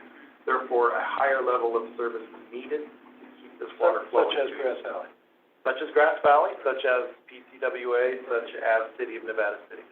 And you're gonna find those raw water rates in this schedule are much, much higher than our normal ag raw water rates. So Chip could be right. There could be justification as for why we are not charging them the standard 218 rate. Sounds like Chip, so there's some more justification there. I think our treated water looks like it's less than our. It is. So we need to investigate and or fix the treated water. The raw water is already higher than the normal raw water rate because of the reliability factor that's added into it. Okay? All right, we're gonna look into that one. Okay. Moving on down, it goes to the outside district services. We have the City of Grass Valley at Alpha Hill and the City of Grass Valley at Broadview Heights. We have some more digging to do into these two as well. The City of Grass Valley at Alpha Hill, there's not a lot of usage at that meter, and quite frankly, I think it's just a water service to their treatment plant. But we're not sure why it doesn't have a fixed fee. Yeah, So that's we're- what I was gonna say, find out how to fix it. Yeah, so we're looking into that. And also back on the plaster, Yes. so, it doesn't, so do we bill them by, this seems really low if it's even lower than our mutual company. Cause they're So which one? You're on the plaster, raw water plaster. It's not low at all. In fact, it's, the annual fixed fee is what it is, but this per acre foot fee, so the per acre foot normally is $35. So you can see this. Yeah, but for the 4-inch meter, it's $644. That's treated water. Oh, this is raw water, okay. Yeah. All right. Okay. Then moving on down to the bottom of the page, we have raw water for the city of Grass Valley, city of Nevada City. And this is the same thing, this is the same rate as the raw water in Placer County, it's just plus 25% because they're outside the district. But they have their own treatment plants, don't we guarantee that water to them? That's correct. That's So- why they're paying the higher rate. Yeah. Okay? And again, we'll dig into those, few anomalies and see if we can figure out how we came up with that rate. And you'll provide us these different agreements? Yes, I can do that for sure. Okay, on to page 22, Schedule 6A. This is where I told you there's gonna be some old dates in here. Yeah. So that table at the top, if you look to the right, duplicate of water statement for billing. He was developed in 1984. The $2. The funny part about it, and I shouldn't laugh, honestly, we're moving towards electronic statements, so I don't even know how relatable this stuff is anymore on some of it. But regardless, we will do an attempt to choose some of these out. This is one of those tables where we look at other agencies to compare costs, to make sure we're not totally outlandish and we're kind of on par. But obviously, they haven't been looked at in quite some time, though, that first, 4 or 5. The return check fee was updated in 2015. Some of these, like the public utility easement abandonment, we probably ought to review what our right-of-way costs are when we go through one of those and then update that fee accordingly. Definitely. So some of those definitely we need to look through. So we're aware of this one and it needs to be updated. Yeah, and all of this is going to get updated for next year. I would hope we take this as the complete package as part of the rate process. And we'll have to work with whatever consultant we have on board to make sure we incorporate this into their document.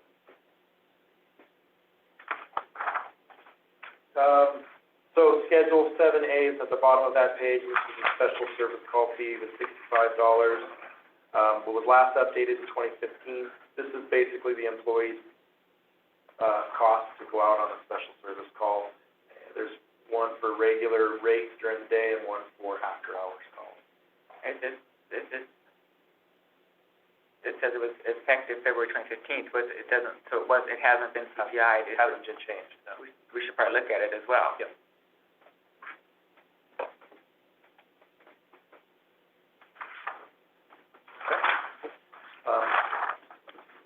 Page 23, Schedule 8A, public fire hydrants on treated water systems.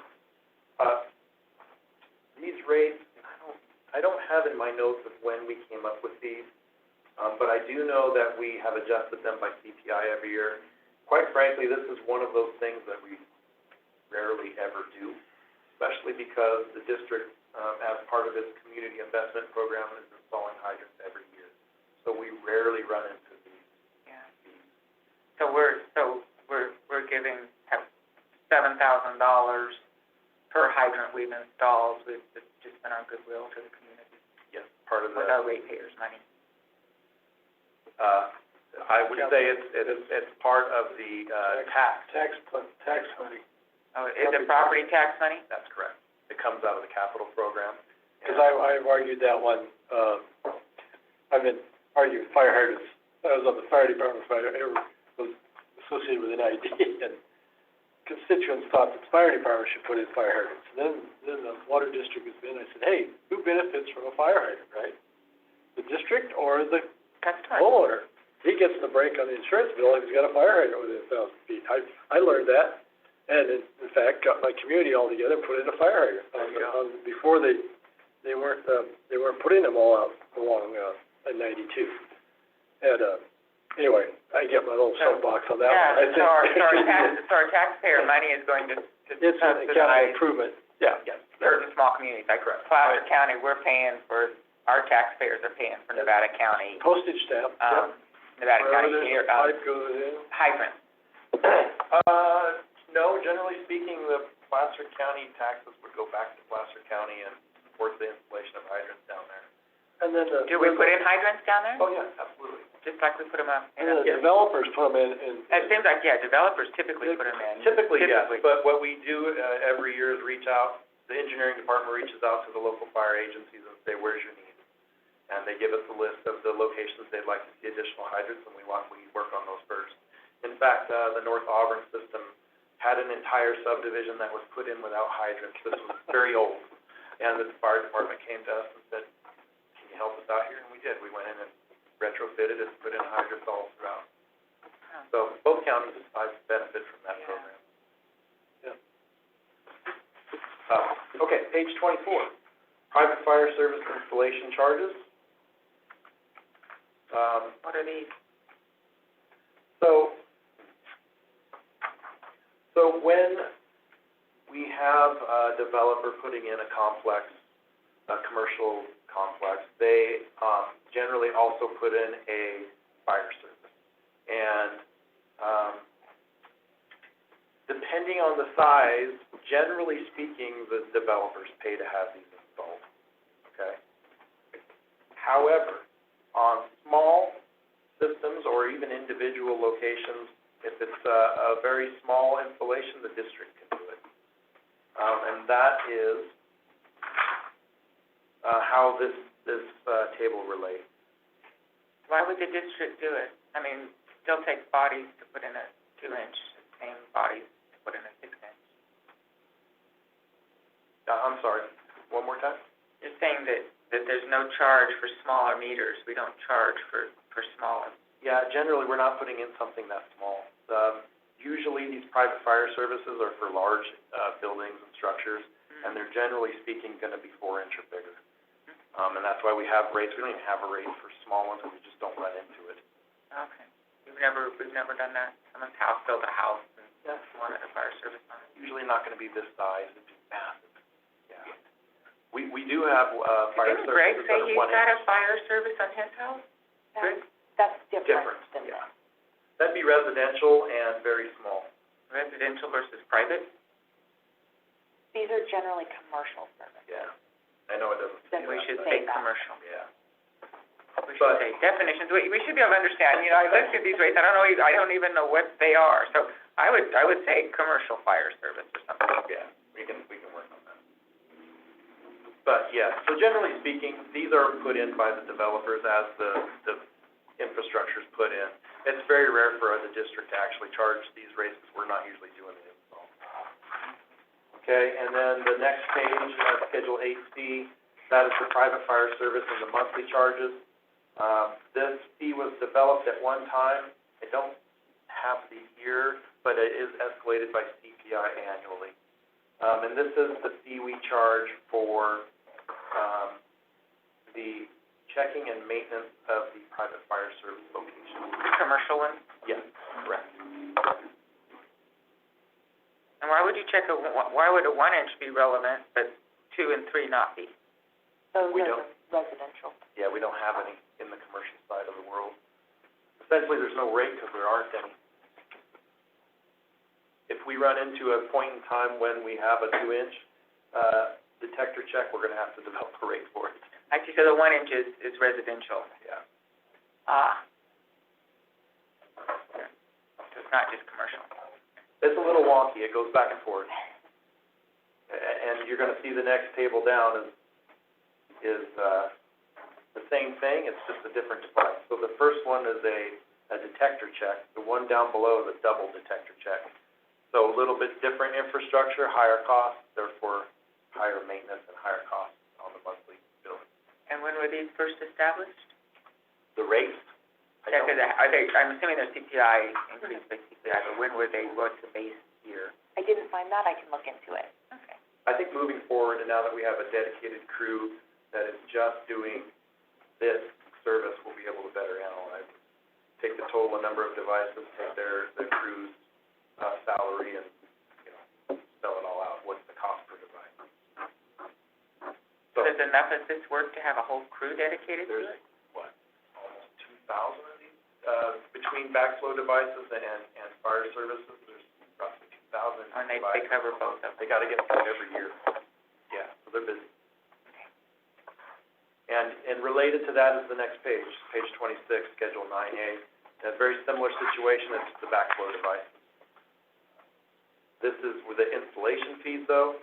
The district generally does install these backflow devices up to about 2-3 inch. After you get beyond that, it starts getting very large, and generally speaking, they're put in by the developer. But it's very normal for us to put in these backflow devices up to about 2 inch. And these costs cover our labor? They did it one time, and they've been adjusted by CPI since. We're probably due for an analysis. Okay, okay.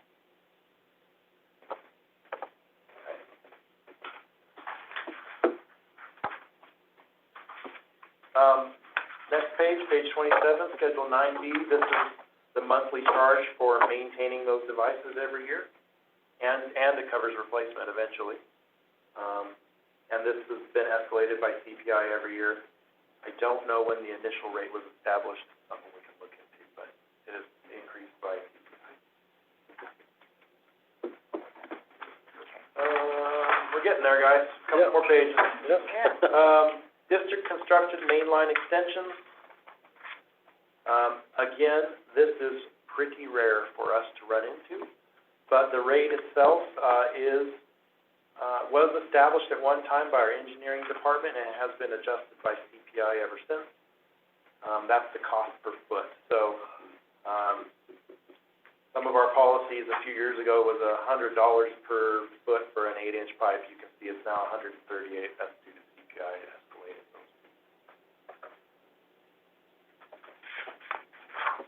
Any questions on that page? Again, very rare for us to run into that. The treated water distribution main charges for calculating temporary service location treated water main contribution. Good thing that's a short title. This is a very complicated one, and the actual calculation for it is in the rules and regulations, and I apologize, I'm not prepared to walk you through that particular calculation today. What does it mean, though? What is it? So essentially what we do is when we have a customer who would like treated water but doesn't have a treated water line fronting their property, but has access to another treated water line that's maybe 3 properties away, if he gains permission and access, we'll allow him to connect to that water line that's a few properties away and get water temporarily until a treated water main is put in front of their property. And basically, we take the size of their parcel and a bunch of different calculations to come up with a cost on how much they should pay us for the connection to the line, as well as the fees to eventually take that temporary connection and put it on the main once the main is built, the main in front of their property. We do run into these occasionally, but it's not very often. And I'll be glad to walk you guys through this. I apologize, I'm not fully up to speed on this one, but It's like for variant parcels or something like that. it's similar to that, yeah.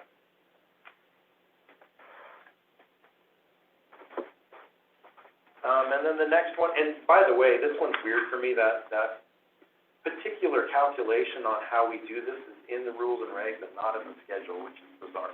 So I think what we need to do is take the calculation out and put it in here. Put it in here. This is where we develop the rate, so it should be here. Yeah, and usually a multiplier isn't a dollar amount. It's a multiplier is a unitless number. Yeah. And so I don't know what dollar amount, what do you multiply $121 by? Well, and that's what I'm saying, is we need to get the actual calculation, put it in this schedule with enough description so that you can just read this page and know what it all means. Right now, I have all of them, it should be that way. That'd be great. I agree. Okay, I like that, so I'll put an asterisk. So check it out, it's the last page, Schedule 12A, page 30. This is the penalties for unauthorized taking of water, and this, I can't remember it changing any time in my career here. Since 1984, it hasn't been updated? Yeah, I believe, though, that this was limited by the California Water Code, but since the recent drought, it has now been updated, and I think they have increased these amounts substantially. That's something I'm gonna look into. Update. How many do you collect a year? It's minimal. Yeah. You know, You gotta honestly, catch them, right? yeah, but honestly, our biggest incentive for people to true up is just locking off the service. Yeah. And pumps and random. Yeah. We should be, patrolling our random, because that's the biggest, likelihood, easiest culprit. Yeah, the other issue we have is we're not a policing or authority in that regard, so when we run into those scenarios, we have to just call the sheriff, because we can't do anything. And then charge. Try to find them, best we can do, but if they're not a customer and we try to find them, our limitations are, how do you collect when they're not a customer? Yeah. So, it's a Property challenge. tax lien. Good time. Yes. Yeah. Yeah, perfect We time. typically send them a warning letter, though, before we find them, Yeah. and that usually resolves it. Okay, good. Wow, we made it. Thank you for your patience through that. We got some work to really. do, but, most of it's not too bad. Yeah, so I've been checking, is anyone gonna do an agenda item of all the ones we're gonna do a deeper dive into? We should prepare a list. We made notes, and, we will, maybe what we'll do is make a table and show Make the a ones that table. we're gonna update. That would be great, just, cause I've been putting check marks and let's update this one, let's look at this on that. In fact, what we could do is take the, staff report, the first page is the index. We can just take the index and label which ones need to be updated.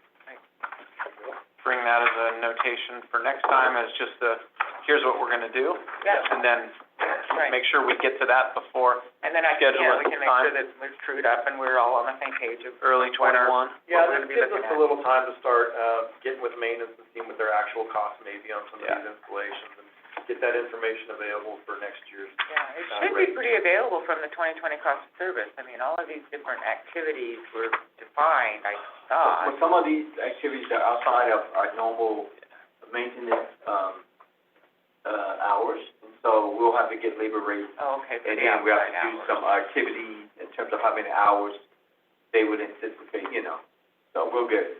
The cost of parts, all those things play into it, so they need to be. Yeah, okay, great. So, Thank you, that was very helpful, Welcome. really So helpful. we got a few hanger-oners out there, so any public comment They want to comment? from, John or Michael, star 9.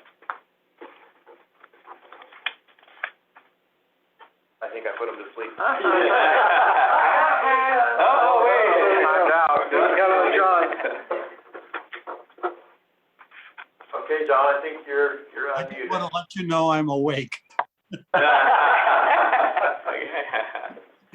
It was, Chip, you did a great job going through there. It's an amazing schedule you've got there. So thank you very much. You're welcome, thank you, yes, it's a little confusing, but we'll try to simplify it.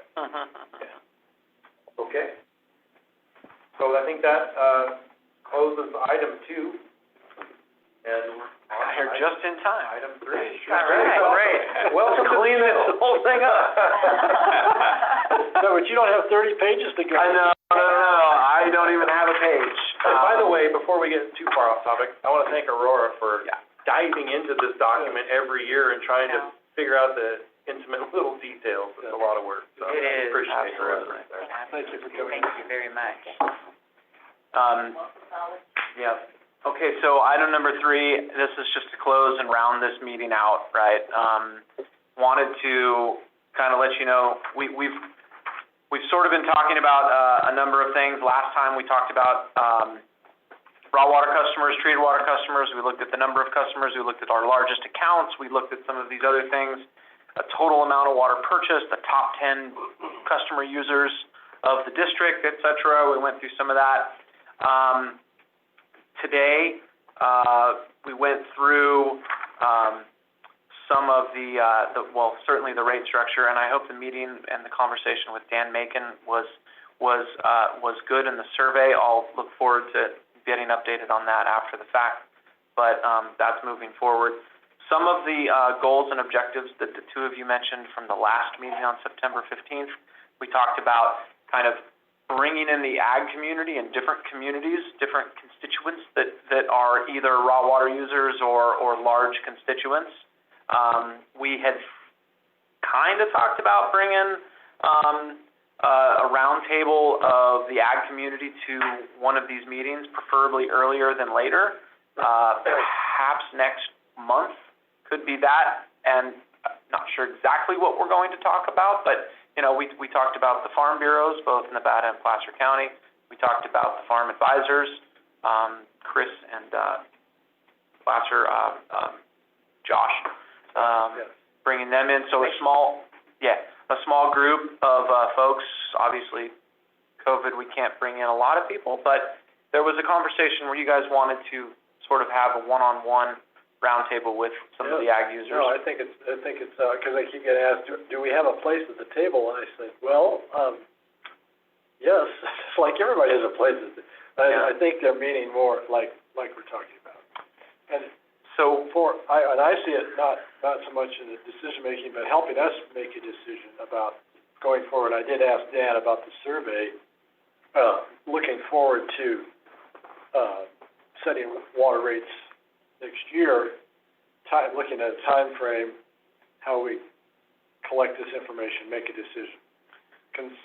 Especially, you know, I think the big one is what we're going to do, how we're going to talk about ag water rates and subsidies, and not so much for me, the rates in general that I believe need to go up. So, but just looking at the time frame for doing, I think it's appropriate to bring them in next month. You know, or December. With that, however, I might back off next month, only to the fact that it might be prudent to wait for Dan Macon's survey to be complete. And that's one thing that concerns me, is he's saying he's not gonna send out the survey until February. Oh, And then he's gotta collect, so they have to have a month, right? And then he's gotta analyze the data, so that's March, and then that's April.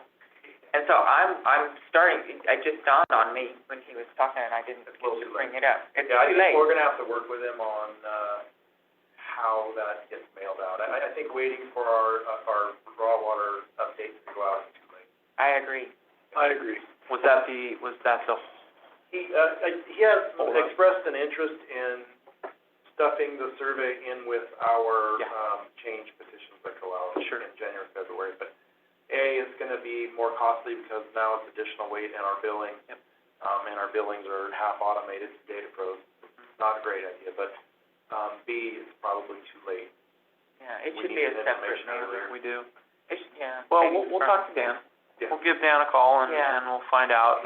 But the earlier the better we can get the ag community in and start talking about some of the stuff. Just in addition to some of that, some considerations that was mentioned, I want to make sure we cover some of these things before, you know, April. Volumetric charges, we talked about, or you had mentioned, accounting for fire suppression. There was a thought on groundwater recharge and how do we account for stuff like that. Working with the ag community to find varying degrees of ag production, how to account for reliability in water delivery. That was a thought process that came up in the conversation before. And then, of course, the revenues and costs, the budget element of the full package of the water rates package that we're gonna have to get into the model come, you know, probably April, May, so that we're building that schedule by the time June rolls around, so that we're moving into Prop 218 processes so that we can, you know, the idea, if you remember, is completing this process hopefully by August of 21, so that we know what the rate structure is going to be moving into the budget process for 2022 and beyond. So we have still some months to do some research. I'm ahead a year in my thinking. So the current rate increase covers 21. Correct. Okay, all right. So we're talking about needing a rate. Okay, so I was thinking it was sooner than that. Yeah, no, we're going to need to go through the Prop 218 process.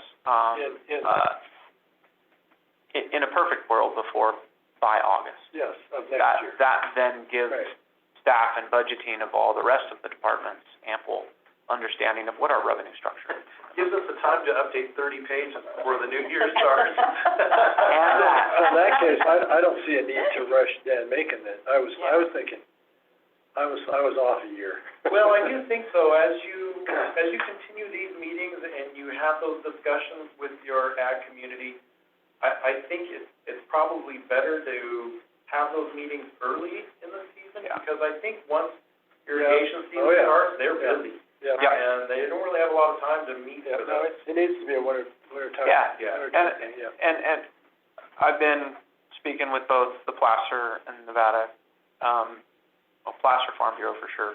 Nevada been playing phone tag, but I think we can get them in line. We can schedule the next meeting, and a few weeks in advance, we can have, I think, a nice conversation. Again, we're gonna have to define what that conversation is. But part of it could be around the survey, like some of the questions that are in the survey, they're gonna be answering anyway, and they're helpful for us to understand. Right. And so that's kind of how I just wanted to close this out. I mean, we're gonna continue to meet on a monthly basis. We have, I think this is the third Tuesday, is that right, of the month? Not sure what date that runs next. It'll get on our calendar. Yeah. So that was the idea. We'll take a look at it, with Chris and staff here in the next couple days, and we'll reschedule that out with you too. Make sure it works. 17th, the day before the board meeting. That's it, the day before the board? 17th. Yeah. Well, we might want to look at that because, Yeah. it might be an evening meeting if we wanted to get those folks from the ag community. More than likely, That's something they've been very adamant about also. they're not 9 a.m. meeting No, they're not. groups. It's, start at 6 and go till 8. And I'm in favor of one of those once in a while. Yeah, I think it's appropriate. having a board meeting the next day might be Yeah. not the best thing, but, Right. so we'll take a look at the right date. Okay, Okay. good. And, Hand up. And do you have something else? I have, these are our future topics as well. Yeah. These comments by Okay, John, you want to go? Yeah, John discussing subsidies for agriculture, I just think it would be good to have a good understanding if there's any legal limitations on having different rates for growing grass versus growing commercial agriculture type of thing. Can you do that legally? And what are the constraints on that going into that discussion? If there are constraints, get them on the table right away. That's a good point, John. It is. Yeah. And Great. we have talked about that with Dustin. Yep. Yeah, We don't have a, that's an element of the considerations we haven't put up, the legal Right. considerations. Okay. And so, a couple things that I think we should be doing to get a real true understanding. I'm thinking of this 46% overhead that the the ratepayers pay, in the cost of, based on the cost of service. I really would like to see staff, break out the, maintenance, the fees that water staff, operations and maintenance do, and charge move recreation charges to hydro and move capital program charges to property taxes and take those out of the water rate equation. Because, So, correct me if I'm wrong, Marvin. So operations staff, as long as they're using the facility code and charging their time cards appropriately to those are getting charged directly to the facility and come out of our budget appropriately. They don't go to the overhead. The overhead is only when we can't define what the fees were for, right? Essentially accounting time and things of that nature, right? If you can help me in that discussion. Yeah, you guys in the right direction. The overhead, think of it in terms of the department that you can't directly relate costs to. So the directors, for instance, that's overhead.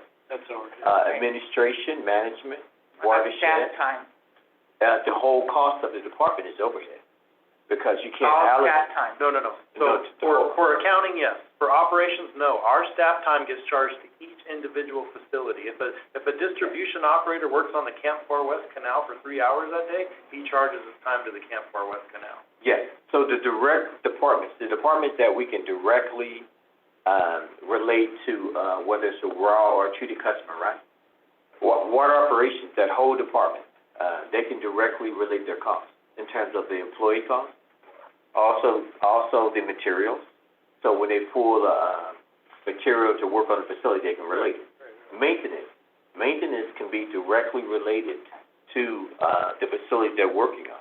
So if a water operator or a water maintenance person goes out and works on a recreation water system, that gets charged to Hydro?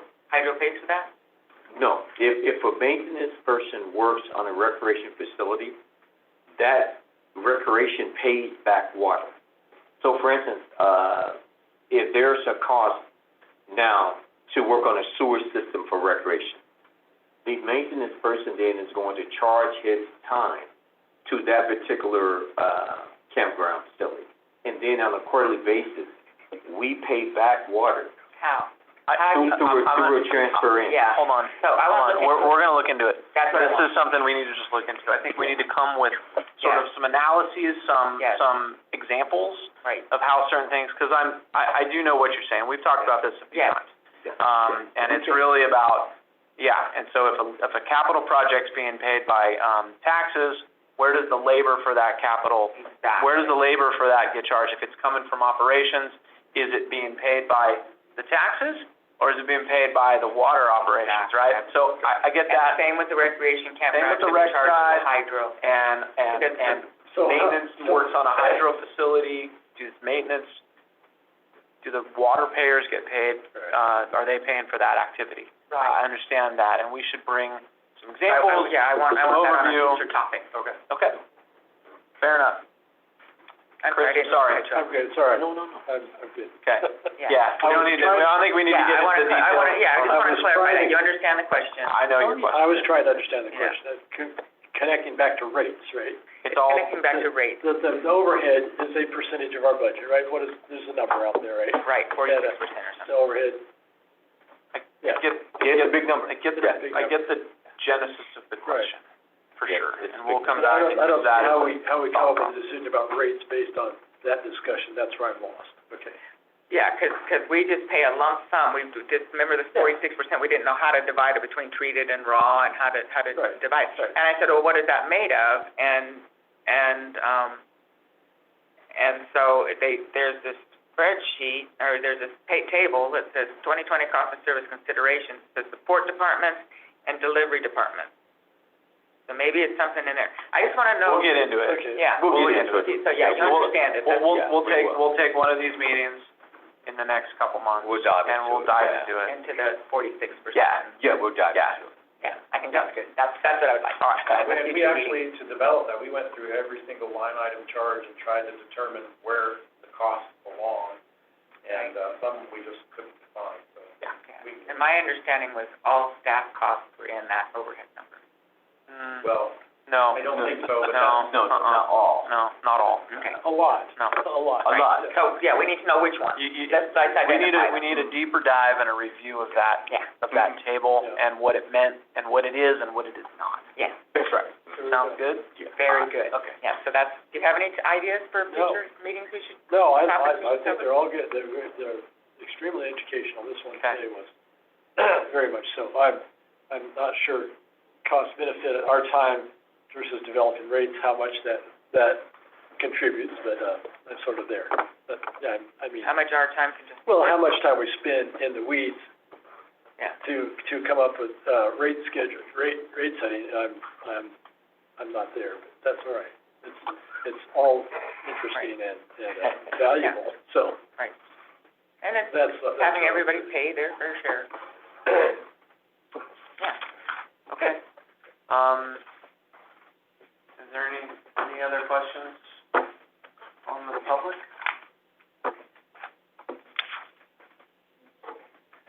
Any other thoughts from the board members? No?